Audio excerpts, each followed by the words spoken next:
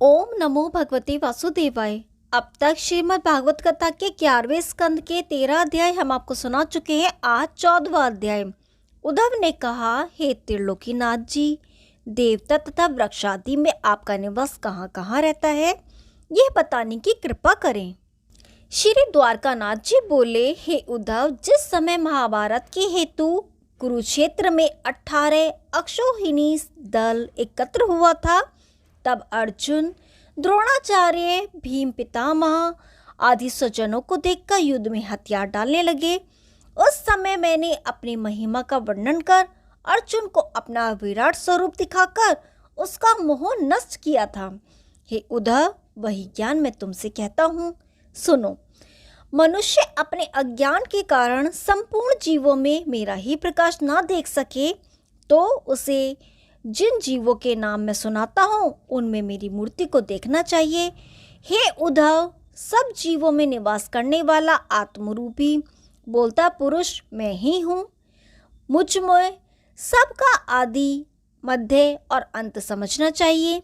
सूर्यों में मैं विष्णु नाम वाला हूँ, पवनों में मरीचि वायु हूँ, तारागणों में चंद्रमा हूँ, वेदों में सामदेव, देवताओं में ब्रह्मा, इंद्र, वरुण, कुबेर, स्वामी कार्तिकेय और यमराज मैं ही हूँ।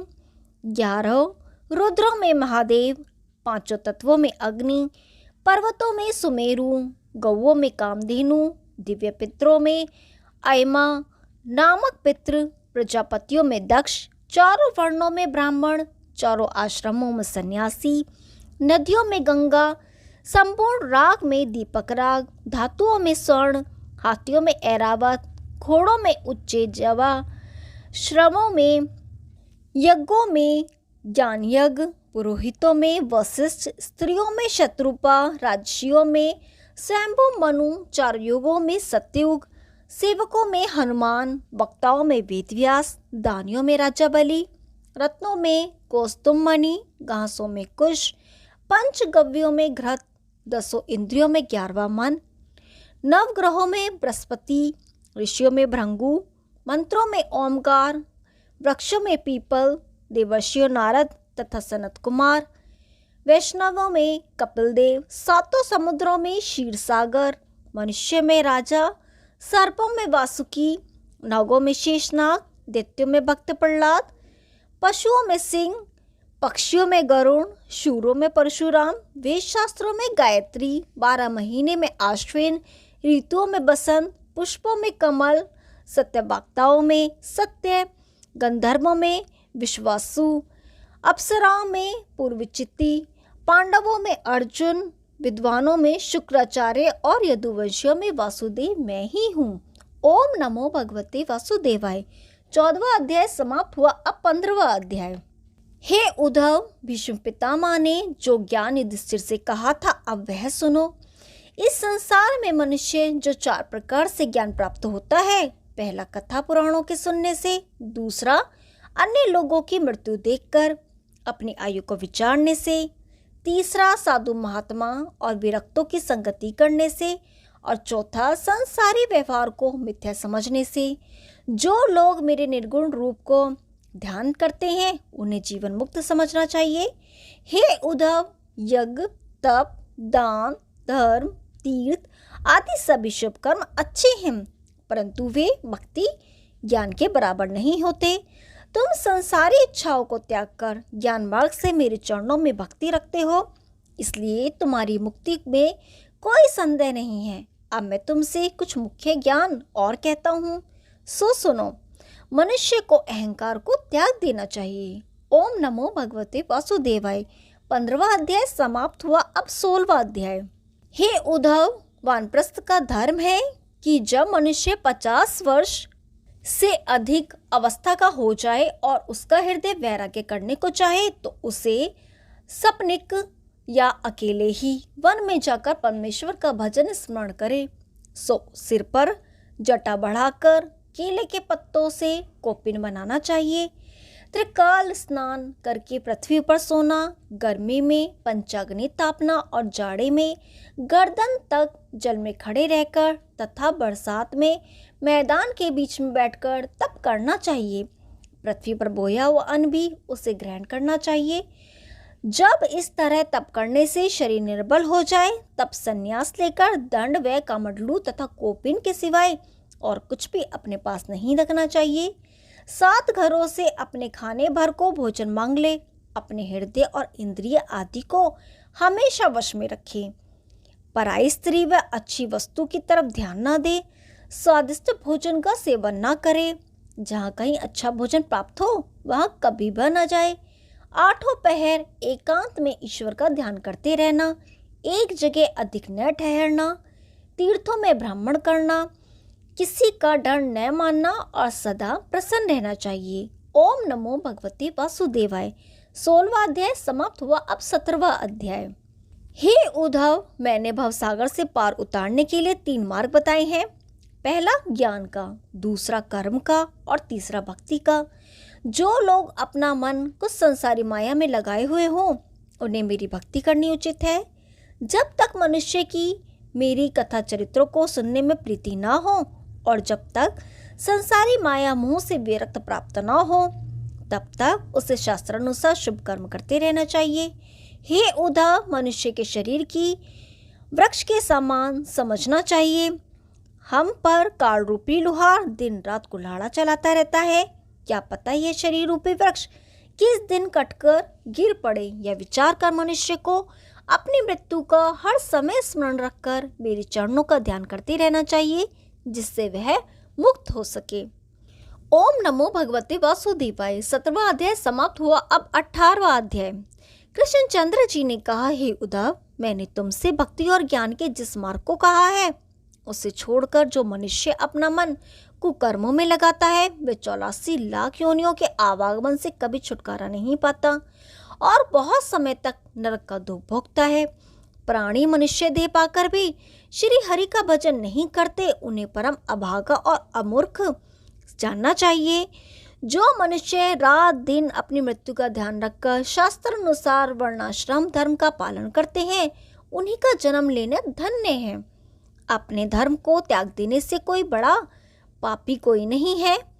चारों वर्णों और आश्रमों के वेद में जो धर्म लिखा है उसके अनुसार आचरण करने से ज्ञान और मुझसे मिलने का मार्ग सुगम हो जाता है। प्रतिदिन स्नान, संध्या तर्पण और हवन करने से मनुष्य का शरीर शुद्ध बना रहता है। ज्ञानी मनुष्य को चाहिए कि वह प्रत्येक भोज्य पदार्थ का भोग पहले ठाकुर जी को लगाए तदुपरांत स्वयं भोजन करे। जो मनुष्य श्री हरि का भोग लगाए बिना किसी वस्तु को खा लेता है उसे वह भोजन मांस भोजन के समान समझना चाहिए। ओम नमो भगवते वासुदेवाय। 18वां अध्याय समाप्त हुआ। अब 19वां अध्याय।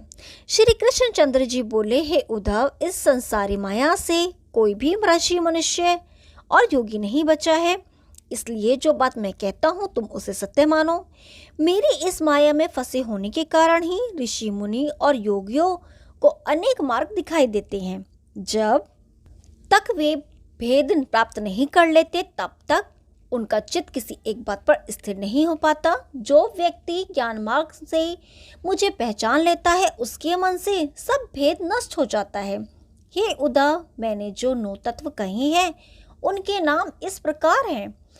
पुरुष महत्व, अहंकार, आकाश, वायु, अग्नि, जल, पृथ्वी और माया।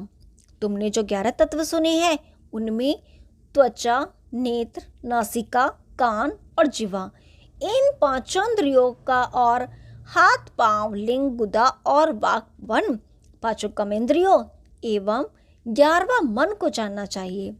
त्वचा से शीत, उष्ण, कोमल और कठोर का अनुभव होता है। आंखों से देखा जाता है, नासिका से सूंघा जाता है, कानों द्वारा सुना जाता है, जीवा द्वारा कटु, विक्त, कषाय आदि स्वादों को चखा जाता है। हाथों से शुभाशुभ कर्म किए जाते हैं, पांवों से चला फिरा जाता है, लिंग से रति भोग होता है, गुदा से मल त्यागा जाता है और वाक अथवा वाणी से बोला जाता है। ये समस्त कर्म मन की इच्छा अनुसार होते हैं। जब तक मनुष्य मेरी माया में फंसा रहता है, जब वह माया से छूटकर मुझे अपना स्वामी समझने लगता है तब उसका मन किसी दूसरी तरफ नहीं लगता। मनुष्य मुझे नहीं पहचान पाता, परंतु जो अपने मन में मेरे चरणों को लगा देता है वह भवसागर से पार उतर जाता है। हे उद्धव, मृत्यु के समय मनुष्य अपना मन जिस ओर लगाता है, मरने के पश्चात वह उसी को प्राप्त करता है। जो मनुष्य श्री हरि के चरणों का स्मरण करके अपने हृदय को पवित्र कर लेते हैं, उन्हें देवलोक प्राप्त होता है। जो मनुष्य अपने शरीर को पुष्ट करने के लिए जीव हिंसा करते हैं, वे अवश्य ही नरक के भागी होते हैं और उन्हें 84 लाख योनियों में घूमना पड़ता है। ओम नमो भगवते वासुदेवाय। 19वां अध्याय समाप्त हुआ। अब 20वां अध्याय। श्री कृष्णचंद्र जी ने कहा, हे उद्धव, बाण एवं तलवार का जो घाव मरहम लगाने से अच्छा हो जाता है, परंतु कटु वचनों का घाव हो जाता है, वह किसी भी प्रकार ठीक नहीं हो पाता। इन समस्त बातों को मन के द्वारा उत्पन्न हुआ जानना चाहिए। जिसने अपने मन और अहंकार को वश में कर लिया है, उसे इन बातों का खेद नहीं होता। वह समस्त प्राणियों में परमेश्वर का समान प्रकाश देखता है और सारी बातों को श्री हरि की इच्छा से हुआ समझता है। जो व्यक्ति अपने मन और इंद्रियों को वश में रहते हैं, उन्हीं को कटु वचन सुनकर क्रोध उत्पन्न होता है। ओम नमो भगवते वासुदेवाय। 20वां अध्याय समाप्त हुआ। अब 21वां अध्याय। हे उद्धव, आत्म पुरुष निरंकार रूप है, इसलिए हृदय और वाणी की सामर्थ्य वहां तक पहुंचने की नहीं है। उन निरंकार पुरुष को संसार उत्पन्न करने की इच्छा होती है, तब वे सर्वप्रथम अपनी माया को, जिसे प्रकृति भी कहते हैं, प्रकट करते हैं। उस माया से सतोगुण, रजोगुण और तमोगुण की उत्पत्ति होती है। ये तीनों गुण जब तक बराबर रहते हैं, तब तक किसी जीव का जन्म नहीं होता। इनके घटने बढ़ने से ही संसार की उत्पत्ति होती है। माया में मेरा प्रकाश रहने के कारण महत्व प्रकट होता है। फिर उनमें से अहंकार उत्पन्न होता है। अहंकार से वैकारिक तामस तथा तेजस का प्राकट्य होता है। वैकारिक से पंचभूत, तामस से 11 इंद्रियां और तेजस से इंद्रियों के स्वामी 11 देवता उत्पन्न होते हैं। तदुपरांत उसकी नाभि से एक कमल उत्पन्न होता है। फिर उसकी नाल से ब्रह्मा प्रकट होकर तप करते हैं। रजोगुण द्वारा संपूर्ण जीवों को प्रकट करके तीनों लोकों की रचना करते हैं। देवता स्वर्लोक में, दैत्य तथा दानव पाताल लोक में एवं मनुष्य आदि मृत्युलोक में रहकर अपने कर्मों के अनुसार स्वर्ग और नरक के सुख दुख का भोग करते हैं। हे उद्धव, ब्रह्मा के एक दिन में 14 इंद्र बदल जाते हैं। एक दिन बीतने पर जब ब्रह्मा की रात्रि होती है, तब वे सो जाते हैं। प्रातःकाल उठकर ब्रह्मा फिर से नई सृष्टि उत्पन्न करते हैं। यह क्रम इसी प्रकार चलता रहता है। पृथ्वी जल में, जल अग्नि में, अग्नि वायु में, वायु आकाश में, आकाश अहंकार महत्व माया में तथा माया निरंकार स्वरूप में समा जाती है। ओम नमो भगवते वासुदेवाय। 21वां अध्याय समाप्त हुआ। अब 22वां अध्याय। श्री कृष्णचंद्र जी बोले, हे उद्धव, अपने इंद्रियों के वशीभूत ना होना, हृदय में दया रखना, शुभ कर्म करने का विचार करते रहना, किसी के द्वारा दुर्वचन कहे जाने पर भी खेद न मानना, सत्य बोलना, धैर्य धारण करना, संतोष करना, किसी वस्तु की इच्छा ना करना और श्री हरि की सेवा पूजा में चित्त को लगाए रहना, ये सतोगुण के लक्षण हैं। सुंदर स्त्री, उत्तम वस्त्राभूषण, श्रेष्ठ स्थान, उपवन आदि संसारी सुखों की इच्छा रखना, अभिमान के कारण किसी का कहना ना मानना, यश प्राप्ति के लिए शुभ कर्म ना करना और शक्ति एवं धन बढ़ाने का उपाय करते रहना, ये रजोगुण के लक्षण हैं। अधिक क्रोध, अधिक लोभ, मिथ्या वचन बोलना, जीव हिंसा करना, कर्म करना, निर्लज होना, मांगना, परस्पर कलह करना, आठों पहर आलस्य में भरे रहना और अधिक सोना, ये लक्षण तमोगुण के हैं। तमोगुण की अधिकता में मन में हर्ष एवं ज्ञान की उत्पत्ति होती है। रजोगुण को अधिकता में संसारी सुखों की इच्छा होती है तथा तमोगुण की अधिकता में चिंता, क्रोध, नींद तथा आलस्य की वृद्धि होती है। जगना सतोगुण, सोना अथवा सपने देखना रजोगुण और उदास होकर चिंतित बैठ जाना तमोगुण का लक्षण जानना चाहिए। थोड़ा भोजन, सात्विकी भोजन के लिए स्वादिष्ट पदार्थों की इच्छा रखना, राजसी और भूख से अधिक भोजन करना तामसी गुण का लक्षण है। सतोगुणी स्वभाव वाले प्राणी स्वर्गलोक के सुख का उपभोग करते हैं। रजोगुण स्वभाव के लोग अपने कर्मानुसार जीते मरते हैं। तमोगुणी स्वभाव के लोग पशु आदि 84 लाख योनियों में जन्म लेकर अपने कर्मानुसार नरक का घोर दुख उठाते हैं। जो लोग संसार से विरक्त और मेरे भक्त होते हैं वे मेरे पास वैकुंठ लोक में निवास करते हैं। ओम नमो भगवते वासुदेवाय। 22वां अध्याय समाप्त हुआ। अब 23वां अध्याय। हे उद्धव, जिस मनुष्य को मुझसे मिलने की इच्छा हो वह कभी भी लंपट, चोर, कृपाण, जुआरी और संसार से प्रीति रखने वाले लोगों से प्रेम ना रखे। उसे साधु महात्माओं की संगति करनी चाहिए जिससे श्री नारायण जी के चरणों में प्रेम प्रकट हो। जिस प्रकार राजा पुरुवा उर्वशी अप्सरा की प्रीति में पड़कर नष्ट हुआ था, उसी प्रकार संसारी मनुष्य स्त्री और लंपटों से प्रीति करके अपना परलोक बिगाड़ बैठते हैं। राजा पुरुवा का जन्म इला नामक स्त्री द्वारा हुआ था। वह उर्वशी नामक अप्सरा से प्रीति करके गंधर्व लोक में रहकर उर्वशी के साथ विहार करते हुए राजा पुरुवा को जब सहस्त्रों वर्ष व्यतीत हो गए तो भी उसका मन विषय भोग से नहीं भरा।